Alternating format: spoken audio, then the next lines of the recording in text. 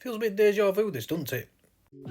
How are we doing, everybody? It's another scorcher outside today, isn't it? And I'm inside. Today I thought we'd go through some of my Lyme, Regis and basically Dorset ghost fossils.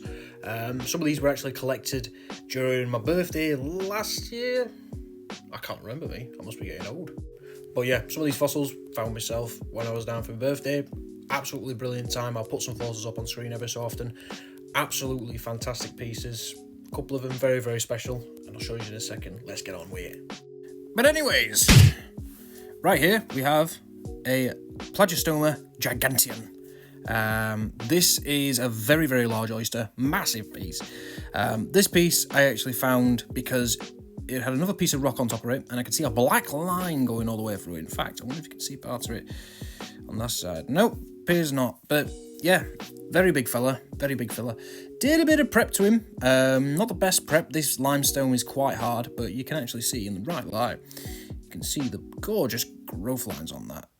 I did apply some polish wax to this, and although it didn't really change it, it's brought out some of those growth lines a bit more.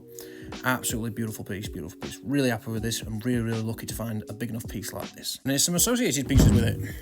Yeah, not much to really look at, but here we have what looks like a little sort of Gryphea type looking oyster. I don't think it is Gryphea, to be fair, but I just thought, hey, why not rescue this one and separate him from the Plagistoma.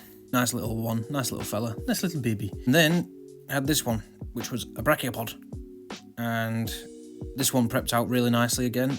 Beautiful, beautiful piece. In fact, you can see this little black line here. That is what I saw on the side of the Plagistoma block and realised, my God, there's a big old shell in there. Big old shell, big old shellfish shell that's not showing himself. Now, next up we have this little Arnioceros. Now, this was actually part of a bigger block, and as you can see, I've actually used my rotary tool to cut it down into a sort of a shape, let's call it. Prepped it down best I can. Yeah, there's still some little bits in there, but do you know what? I'm happy with it as is. I mean, he's a nice little fella. Arnioceros is definitely one of the ones you're going to see quite common down in Lyme Regis, and this one's come out absolutely beautifully. You can even see the individual ribs on this one. Tiny little, what we call a microconch. So basically small ammonite rather than macroconch. Yeah, lovely little fella. Lovely, lovely. Now this piece I found on the second day we were there, and this was at Charmouth, and this is part of a Nautilus. In fact, you can just see, get it focused, you might be able to see a remnant of the siphuncle. Might not be great, in fact it's right there. You can sort of see a little bump there, a little bit of a siphuncle. Nice little piece. Took a bit of polishing to get this one to come up a bit and a bit of prep. But apart from that, this is a really nice piece. I was really surprised when I picked it up. I thought, wow, that's incredibly rare. Definitely taking that back with me. Even though it's not a full one, still a beauty. Absolute beauty. Maybe one day I'd like to get this cut in half, but for now, I like it as it is. Also at Charmouth, myself and my other half actually saved a load of ammonites out, little gold pyrite ammonites, and here's a select few.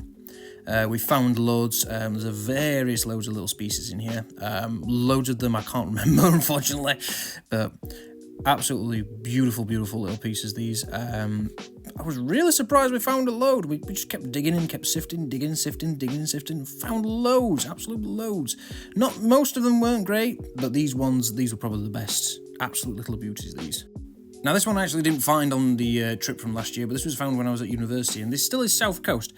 Now, this is part of the jaw of a pycnodont fish, and this is probably either Pycnodus or Gyrodus, and they were two genera of Jurassic pycnodont fish.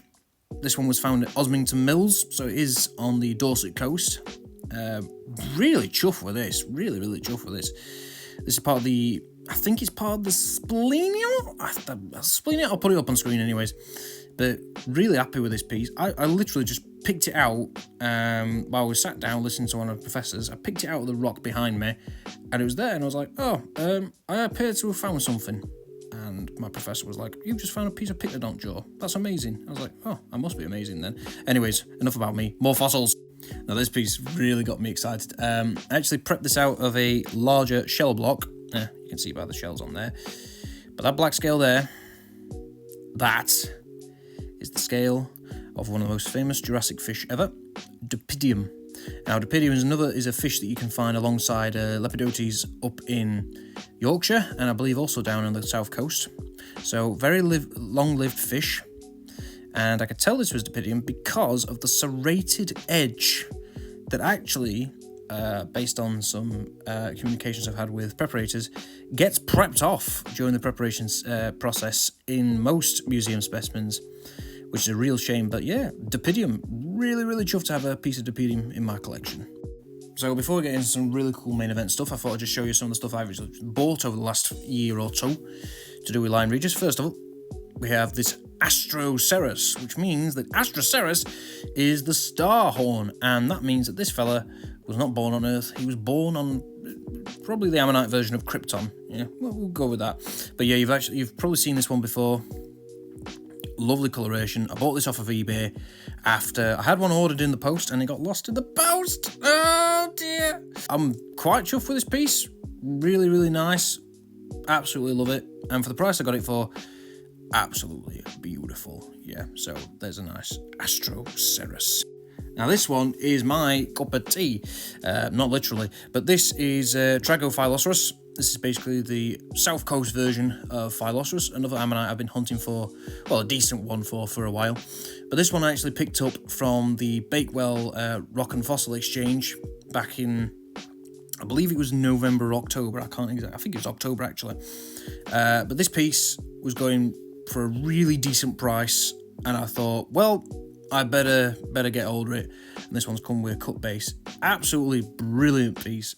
Really love this piece. Absolutely fantastic. I think it featured in one of my posts, but it's never featured in a video proper.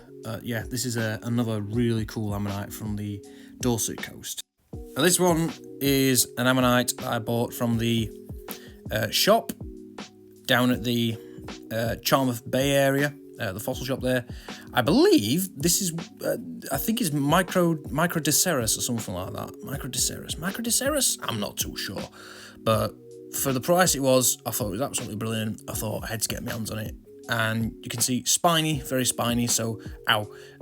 Hard to touch, so I'm going to put this one down. Here's another one I bought. Now this one was Parkinsonia. This one I bought off a website after I came back from Lyme Regis, because unfortunately we didn't get a chance to go to Burson Bradstock. But this is an absolute corker of a beautiful ammonite. Absolutely gorgeous piece. Lovely. Really happy that I got to spend some birthday money on this, apart from spending it on petrol to get back home, because I really wanted to get home. Now the final two pieces I'm going to feature together, first of all, is this fella. Now this is Pyrite Cluster, and right here is the vertebrae of possibly a juvenile ichthyosaur, which is always the dream when you're going down to Lyme Regis or the south coast to find a piece of ichthyosaur. And I found a juvenile ichthyosaur piece in the pyrite. Could not believe it. Was absolutely chuffed to bits when I found this one. And the second day after that, got even better. A piece of ichthyosaur jaw with the teeth in there. Badly eroded, but what an absolute piece. So there you go. There's part of my Lyme Regis collection, and there's a couple of other bits that I'm still prepping on stuff from that. But yeah, absolutely chuffed to bits with this, and I got really lucky the first time I went down to Lyme Regis. So I hope you enjoyed, and I'll see you later. Ta-ta. Bye.